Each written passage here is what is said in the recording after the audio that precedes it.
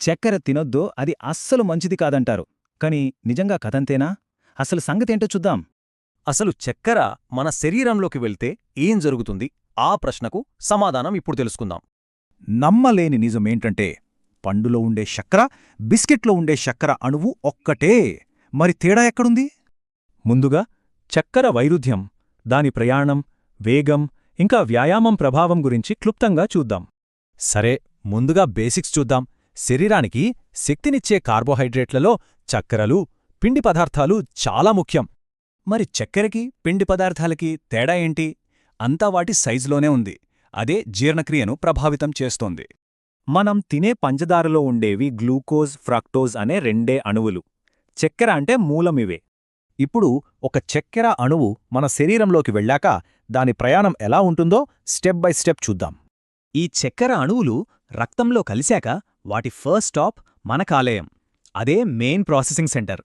అందుకే మనం blood sugar అన్నప్పుడు నిజానికి రక్తంలో గ్లూకోజ్ గురించే మాట్లాడుతున్నామన్నమాట. యాపిల్ నుండి వచ్చే గ్లూకోజ్ అయినా, పంచదార నుండి వచ్చేదైనా ఒక్కటే. శరీరానికి ఆ తేడా అస్సలు తెలీదు. అణువు ఒక్కటే అయితే మరి అసలు సమస్య ఎక్కడొస్తుంది? ఇక్కడ రెండు ముఖ్యమైన విషయాలున్నాయి. మొదటిది వేగం. సాధారణ చక్కెరలు బ్లడ్ షుగర్ను అమాంతం పెంచి అంతే వేగంగా కిందికి పడేస్తాయి.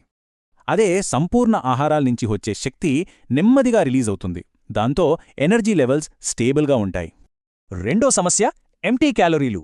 అంటే చక్కెరతో శక్తి వస్తుంది కాని విటమిన్లు, ఫైబర్ లాంటి పోషకాలు రావు.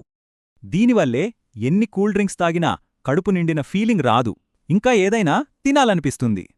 సరే, ఈ గ్లూకోజ్ రక్తంలోకి చేరాక ఎక్కడికి వెళుతుంది? మన శరీరంలో దానికి ఇంధన ట్యాంకులుంటాయి. ఇది మన షార్ట్ టర్మ్ ఎనర్జీ రిజర్వ్ అన్నమాట. అవసరమైనప్పుడు వెంటనే వాడుకోవడానికి సిద్ధంగా ఉంటుంది. కాలేయం తర్వాత మన నెక్స్ట్ ఇంకా అతిపెద్ద ఇంధన ట్యాంక్ మన కండరాలు. మనం నడిచినా, పరుగెత్తినా, ఏ పని చేసినా కండరాలకు ఇంధనమందించేదే ఈ గ్లైకోజనే. మరి ఈ రెండు ట్యాంకులు నిండిపోతే అప్పుడు శరీరం అదనపు గ్లూకోజ్ను కొవ్వుగా మార్చి దాస్తుంది. కాని ఈ మొత్తం గేమ్ను మార్చేసే ఒక విషయం ఉంది. అదే ఎక్సర్సైజ్. వ్యాయామం చేస్తే కండరాల ఇంధన ట్యాంకుల సైజు పెరుగుతుంది.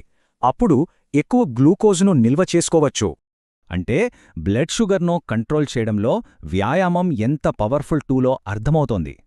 అందుకే చక్కెర విషం కాదు, అదొక ఇంధనం. అసలు ప్రశ్న ఆ ఇంధనాన్ని మనం ఎలా వాడుతున్నాము అనేదే.